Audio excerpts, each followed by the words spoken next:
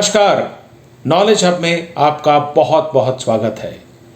आज बात करते हैं एक ऐसी कंपनी की जो एक ऐसा प्रोडक्ट बनाती है जिसका सीक्रेट फॉर्मूला 135 साल से है।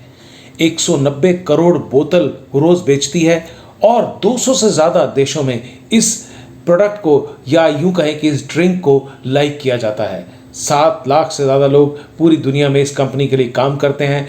200 से ज़्यादा देशों में इसकी बिक्री होती है। और अगर आपको बात करूं इसकी कमाई की तो आप हैरान होंगे कि 2.44 लाख करोड़ सालाना ये कंपनी कमाती है। आजकल ये कंपनी किसी अच्छे कारण से चर्चा में नहीं है। जी हाँ, हम बात कर रहे हैं कोका कोला की। आपको याद होगा कि फुटबॉल की जो चैंपियनशिप होती है सबसे बड़ी, वो है यूरो कप। उसमें एक प्रेस कॉन्फ्रेंस चल रही थी तो पुर्तगाल की टीम के जो कप्तान है क्रिस्टियानो रोनाल्डो, उन्होंने टेबल पर रखे कोका कोला की बोतल को उठाकर दूर रख दिया और पानी की बोतल को की तरफ इशारा किया कि कोका कोला से अच्छा तो पानी है। उस दिन के बाद से कोका कोला की शेयरों की कीमतें लगातार गिरती जा रही हैं। जिस दिन ये बात हुई थी उस दिन शेयर की कीमत थी $55.26, लेकिन आज इस समय है $53.86, यानी कि 3.5% की गिरावट हुई है और कंपनी की वैल्यूएशन करीब करीब 85,000 करोड़ रुपए कम हो गई। इसके कारण कोका कोला की पूरी दुनिया में चर्चा हो रही है। आइए आज समझते हैं कि कोका कोला की शुरुआत कैसे हुई। ये सीक्रेट फार्मूला तिजोरी में 35 सालों से बंद क्यों है। दरअसल ये बात है साल 1886 की। न्यूयॉर्क हार्बर में कुछ जो वर्कर्स हैं वो स्टैच्यू ऑफ लिबर्टी, जैसा हम जानते हैं अमेरिका में कि स्टैच्यू ऑफ लिबर्टी बहुत बड़ा एक स्मारक है, वो बना रहे थे। वहाँ से 1200 किलोमीटर दूर एटलांटा में एक घर में बेसमेंट में जॉन पेबरटन एक फार्मासिस्ट थे। वो एक नई ड्रिंक का फ्लेवर बनाने की कोशिश कर रहे थे।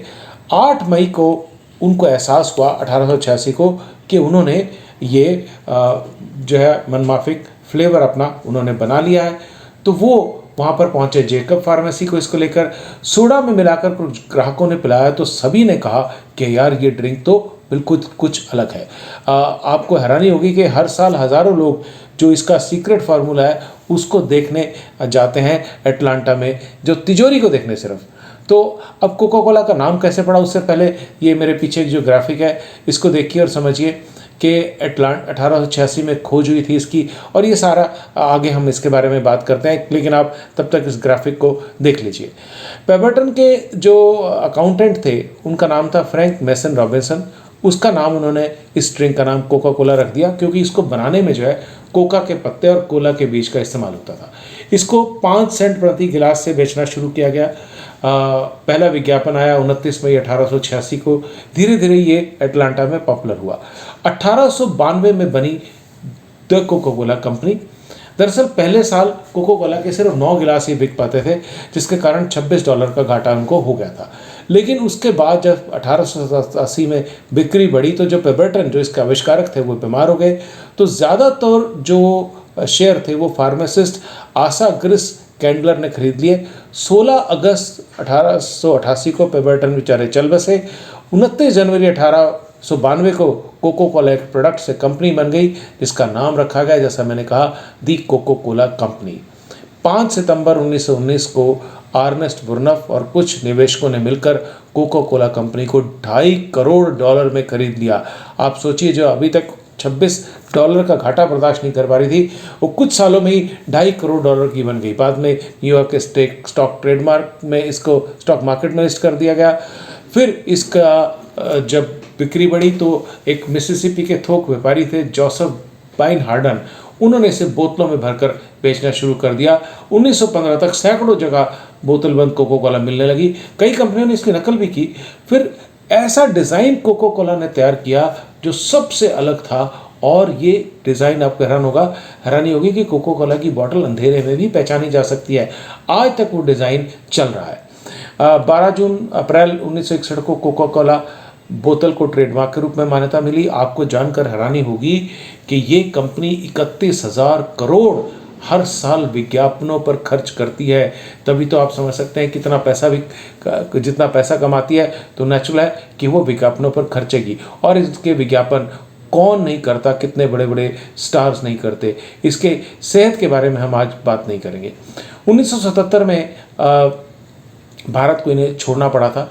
क्यों छोड़ना पड़ा था? दरअसल कोका कोला कंपनी को दूसरे विश्व युद्ध में बहुत फ़ायदा हुआ, जबकि अमेरिकन जो सैनिक थे जो दूसरे देशों में जाकर लड़ रहे थे, वहाँ उनको कोका कोला पिलाई जा रही थी, तो दुनिया भर में मिलने लगी थी ये।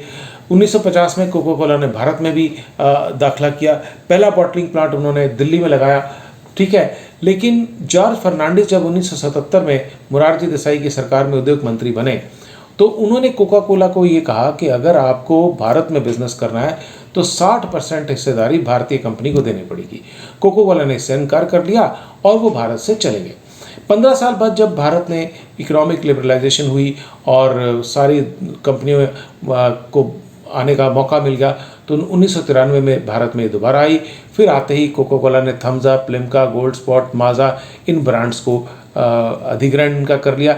हालांकि कुछ भारत में कंट्रोवर्सी भी हुई है, जैसे कि 1977 के अलावा 2004 में केरल में इनको एक प्लांट नहीं लगाना दिया गया था, उत्तराखंड में चंबा में भी नहीं लगाने दिया गया था, वाराणसी में एक बॉटलिंग प्लांट बंद करना पड़ा था क्योंकि वहाँ लोग इल्ज़ाम लगा रहे थे कि पानी का बहुत विरोध कर रहे हैं, पानी बहुत बर्बाद कर रहे हैं। दुनिया के कई हिस्सों में कोका कोला का विरोध हुआ भी है।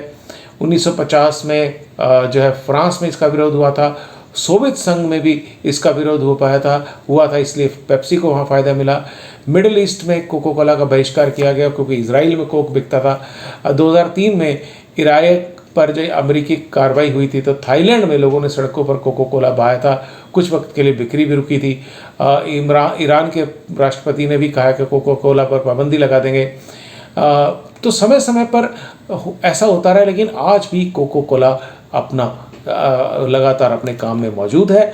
और आपको जानकर हैरानी होगी कि ये जो सीक्रेट फार्मूला है ये 135 साल से तिजोरी में बंद है और उसी सीक्रेट फार्मूले के आधार पर ही ये कोका कोला बनाया जाता है। उम्मीद है आपको हमारी ये कहानी, ये बातचीत कोका कोला की असली कहानी पसंद आई होगी। बहुत बहुत धन्यवाद। Thank you so much.